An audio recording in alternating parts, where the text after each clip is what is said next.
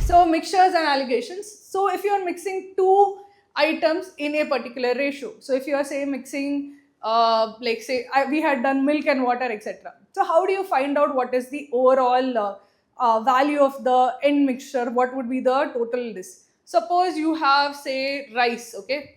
You have rice which is of say 100 rupees per, okay, sorry about this. You have rice of 100 rupees per, rice of 100 rupees per kg, you have rice of like second rice B of like say 150 rupees per kg, and you are mixing it in the ratio say 2 is to 3. Okay, so what would be the price or what would be the cost of this mixture if you are mixing it in the ratio 2 is to 3? You're saying you're taking two parts of this, you're taking three parts of this. So instead of taking two parts and three parts, let's say kg, you're taking 2 kgs of rice which is 100 rupees per kg. How much would that be? The cost would be 2 into 100, that is 200 rupees. Similarly, you're taking 3 kgs of rice which is 150 rupees per kg. What would be that cost? 3 into 150, that is 450. So this together would be how much? 200 plus 450, that is 650. But 650, am I getting 1 kg then of mixture? No, it is 2 kgs plus 3 kgs. So I am getting 5 kgs of mixture in that particular for 650. So 650 is 5 kg, so 1 kg is how much? That would be 650 by 5. So that would be 130 rupees per kg. This is the normal way of solving, where you assume some value, multiply weight divided by weight, this weight into this value, this weight into this value, divided by the sum of weights. This will give you the final value. This is basically like weighted average. When you're doing mixtures, you're taking the weighted average. Now this is very easy to do. When the individual weights are given, the values are given, and then we have to calculate the weighted average, it is very easy. But suppose the end value is given, the mixture, this 130 is given, this 100 is given, this 150 is given, and you have to figure out the weights in which they are mixed. This ratio is requested. Then the inverse method is not super easy. It generally is slightly circuitous, where you have to consider like x, y, and then you have to find out the ratio by finding x is to y. So there I find that this method of alligation is slightly better. So what is the method of alligation? There we basically draw. The same thing I will show you with the method of drawing. How do you find the alligation? So here you say that if I wanted to mix rice which was 100 rupees per kg with a rice which was 150 rupees per kg, and I wanted the mixture to be worth 130 rupees per kg, in what ratio should I mix?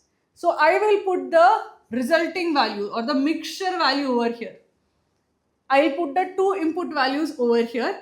The lower value I'll put over here and the higher value I'll put over here. Okay? Lower to the left side, higher to the right side. Then I say higher value minus this middle value. What is the value? 150 minus 130. This is 20.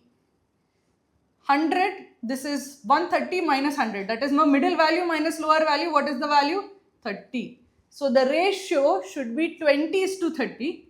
But 20 is to 30, it is like I can cancel 10 from numerator, 10 from denominator. It is essentially 2 is to 3 ratio. So when I have to find out the ratio, in what order or what value what ratio should I mix? I generally use alligation method. When the ratio is required, use the alligation method. When the end value is required, when you have to find out this middle value, use the weighted average method. Okay, this is basically what you have to do, that when you are calculating, you want to find out the ratio in which two things to be mixed. This is the method. Draw out this particular this. Write down the middle value, write down the low value, high minus middle value, put over here. Middle value minus low value, put over here. This is to this ratio, gives you the ratio of mixing things. Okay, this is basically the alligation method. Let's go to this. This is for solutions. The earlier method works when you have mixtures, when you're mixing grains, you're mixing rice. Even if you're mixing liquids also it works.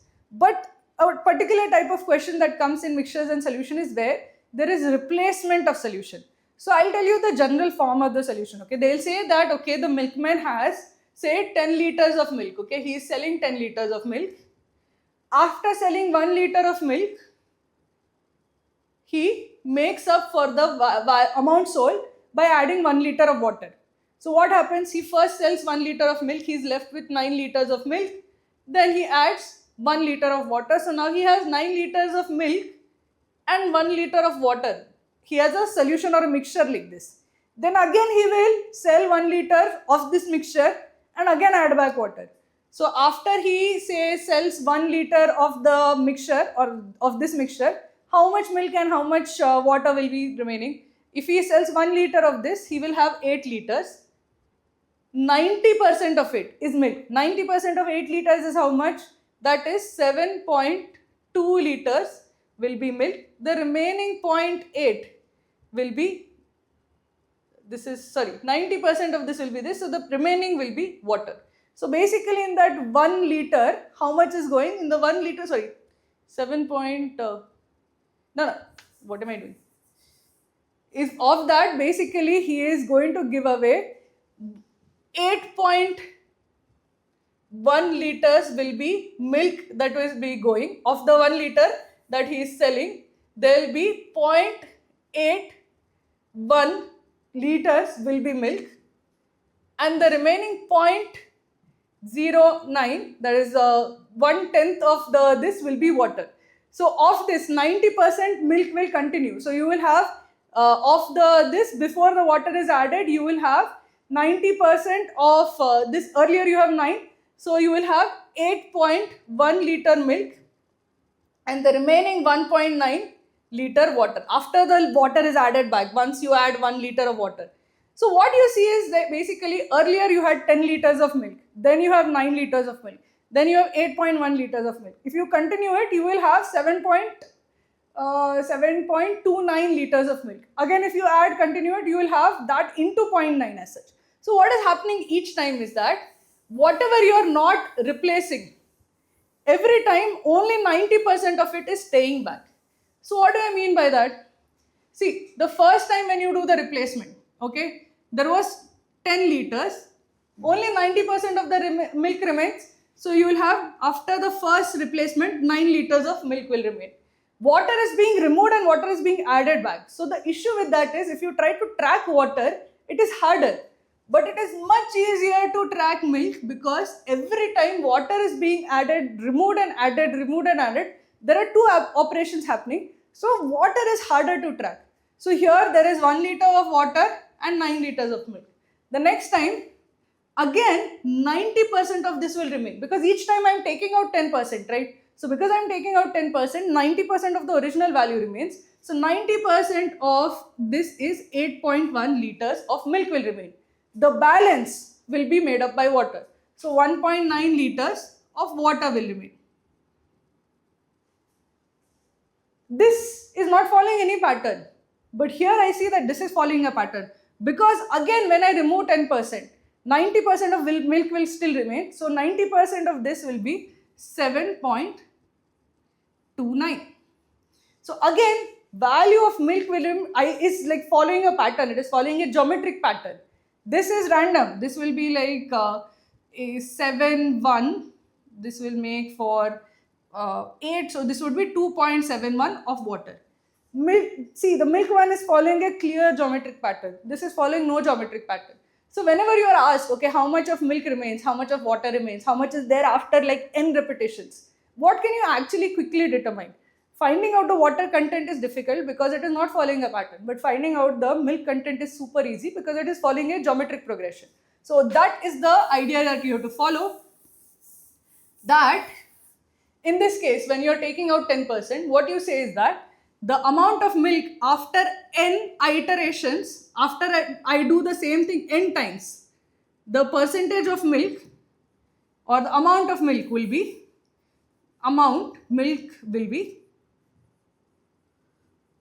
this will be equal to how much? The amount that is not touched. So in each operation 90% is not touched, right? So 90% raised to n. This is the number of times it is doing. This is the number of times I repeat this action. So 90% raised to n into the original or the initial quantity, which in our first case was 10 liters. In general, instead of writing 90%, if I say that if there are A liters and each time I am removing and replacing B liters. Okay, if every time I am starting off with A liters, I am replacing B liters. The general formula I can write it as A minus B by B raised to A. Sorry, A minus B by A raised to N. This into the initial quantity will give me the final quantity. So in our case, A was 10 liters, of which 9 liters was of which 1 liter was every time removed. So in our case, 10 liters was A, B was 1 liter. So 10 minus 1 by 10. So that is 9 by 10 would always remain. So 9 by 10 raised to the number of times we are doing that action into the initial quantity would be the amount of solution left after n replacements. This will tell you the amount of milk that is remaining, because milk is not being added back. But if you want to calculate the amount of water, what should you do? Calculate the amount of milk, the balance will be the amount of water. Water is not following any regular pattern, so don't calculate for water, calculate for milk, the balance will be water.